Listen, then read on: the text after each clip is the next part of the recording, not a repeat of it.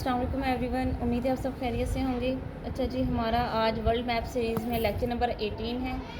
आज हम डिस्कस करेंगे इंडो पाक रिलेशंस को।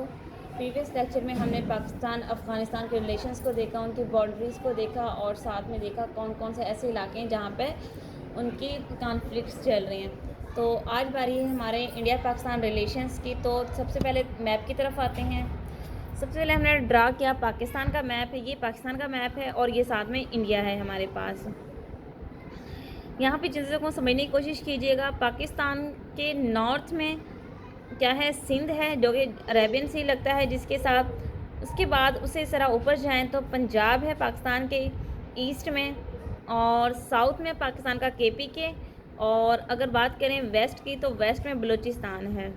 ठीक है, बलूचिस्तान है। इसके अलावा अगर हम बात करें चाइना के साथ तो गिलगित बल्तिस्तान का इलाका है जो कि एक प्रोविंस का जिसे स्टेटस मिल गया है। उसके बाद अगर देखें तो यहाँ पे ये जो एरिया है, यहाँ पे आज़ाद जम्मू एंड कश्मीर है इस जगह पे। उससे थोड़ा आगे आएँ तो ये देखें रेड लाइन में जितना भी एरिया, ये सारा के सारा क्या है, ये ऑक्यूपाइड जम्मू एंड कश्मीर है जिसको इंडिया ने ऑक्यूपाई किया हुआ है। उसके बाद नेक्स्ट देखें, ये हमारे पास इंडिया का मैप है, ये सारा के सारा इंडिया है। यहाँ से स्टार्ट होता है, ये पंजाब के साथ मिलता है। और अगर हम बात करें तो इंटरनल कम्युनल कॉन्फ्लिक्ट्स हैं यहाँ पे, जो ये इस तरह से आयरोस के ज़रिए मैंने आपको ये चीज़ें इंडिकेट की हैं। यहाँ पे गुजरात है और ये इंडियन पंजाब है। यहाँ पे इंडियन पंजाब है, उसके साथ गुजरात है जो कि सिंध के साथ लगता है। और उसके बाद अगर हम बात करें, यहाँ पे ये जो डॉटेड एरिया है ये ईस्ट पाकिस्तान है। ईस्ट पाकिस्तान क्या है, ईस्ट पाकिस्तान बेसिकली जब 1947 में पार्टीशन होती है तो ईस्ट एंड वेस्ट को मिला के पाकिस्तान बना दिया जाता है। यानी कि अगर हम बात करें इस वाले एरिया की तो ये वेस्ट पाकिस्तान था और ये ईस्ट पाकिस्तान। बट होता क्या है, 1971 में 16 दिसंबर 1971 में फॉल ऑफ ढाका होता है और बांग्लादेश जो है वो ईस्ट पाकिस्तान वेस्ट पाकिस्तान से अलग हो जाता है। फिर ईस्ट पाकिस्तान का नाम बांग्लादेश और वेस्ट पाकिस्तान का नाम पाकिस्तान रख दिया जाता है। तो ये वो इलाका है जिसे 1971 में पाकिस्तान से अलग किया गया था, यानी कि इसको बांग्लादेश का नाम दिया गया है। यहाँ पे जो एक स्टेट है वो हैदराबाद है और इसे इंडिया के साथ अनेक्स किया गया था 1948 के अंदर। यहाँ अगर हम बात करें तो ये वाली जो स्टेट है ये गोवा स्टेट है और इसे अनेक्स किया गया था, इसे इंडिया का हिस्सा बनाया गया था 1961 के अंदर। और अगर हम बात करें सर ग्रीक की तो यहाँ पे ये जो ट्रायंगल बन रहा है सिंध के साथ बॉर्डर शेयर करता है, उधर गुजरात है और यहाँ पे वाटर बॉडी है।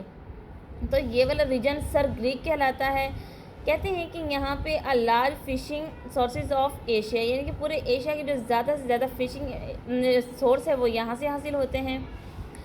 अब हम बात करते हैं इंडिया पाकिस्तान के कॉन्फ्लिक्ट से। तो पाकिस्तान और इंडिया के दरमियान सबसे बड़ा जो कॉन्फ्लिक्ट है वो 1947 से लेकर अब तक सबसे बड़ी वजह इनके दरमियान जो ताल्लुकात की ख़राबी है वो कश्मीर है। तो एक मसला है कश्मीर है जिसकी वजह से अब तक इनके दरमियान में मेजर जंगें 1948 1965 की जंगें हो चुकी हैं। फिर इसके अलावा 1948 के अंदर एक और वार होती है जो वाटर की वजह से होती है, क्योंकि पाकिस्तान और इंडिया के दरमियान जो वाटर शेयरिंग होती है, जो कुछ ICJ यानी कि इंडस, झेलम एंड चनाब जो पाकिस्तान को दिए जाते हैं, बाकी 3 दरिया इंडिया को दिए जाते हैं। फिर होता कुछ इस तरह से है कि इंडिया पानी ब्लॉक कर देता है और जिससे पाकिस्तान की इकॉनमी तबाह होना शुरू हो जाती है। तो 1948 के वॉर इस पानी के कॉन्फ्लिक्ट में लड़ी गई थी। फिर एक 1999 में एक वॉर होती है कारगिल वॉर। कारगिल वॉर में क्या होता है कि ये बेसिकली लड़ी जाती है सियाचिन ग्लेशियर की वजह से, उसको ऑक्यूपाई करने के लिए। तो सियाचिन ग्लेशियर को इंडिया ने ऑक्यूपाई किया था और कारगिल के मकाम पे कारगिल वॉर हुई थी 1999 के अंदर।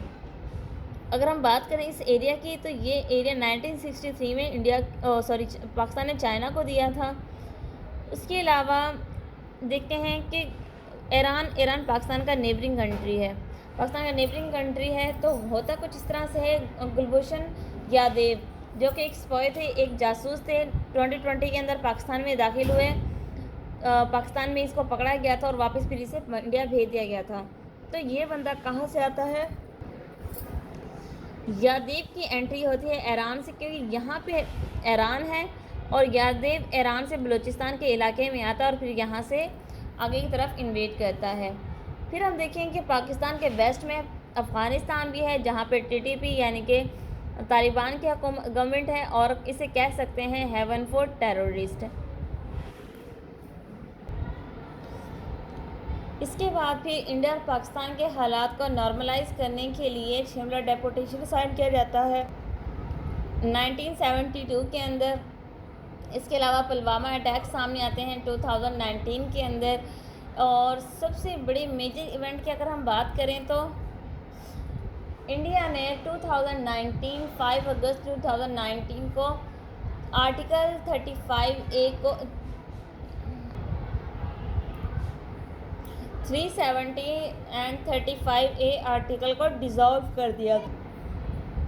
यानी कि पहले कश्मीर का स्टेटस था कि वो एक इंडिपेंडेंट स्टेट है, चाहे वो ऑक्युपाइड थी इंडिया के, बट फिर भी उसका जो स्टेटस था वो इंडिपेंडेंट था। फिर इंडिया क्या करता है, मोदी गवर्नमेंट के अंदर 2019 में इस स्टेटस को डिज़ोल्व कर दिया जाता है आर्टिकल 370 35A।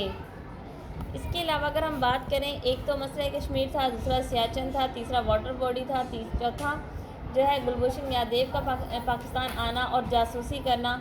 ये वो तमाम के तमाम फैक्टर्स हैं जो इन दोनों के हालात को कभी भी मामूल पर नहीं लाए। यही वजह है कि पाकिस्तान की इकॉनमी बहुत पीछे है और इनके आपस के कॉन्फ्लिक्ट्स जो हैं वो with the existence of Pakistan वो स्टार्ट हो गए थे। तो ये हमारे पास था इंडिया और पाकिस्तान का मैप, जिसमें हमने मेजर इवेंट्स को इंडिकेट किया। उम्मीद है आपको चीज़ें समझ आ गई होंगी। इंशाल्लाह मिलेंगे नेक्स्ट वीडियो लेक्चर में, तब तक अपना ख्याल रखिएगा। जज़ाकल्लाह, अल्लाह हाफिज़।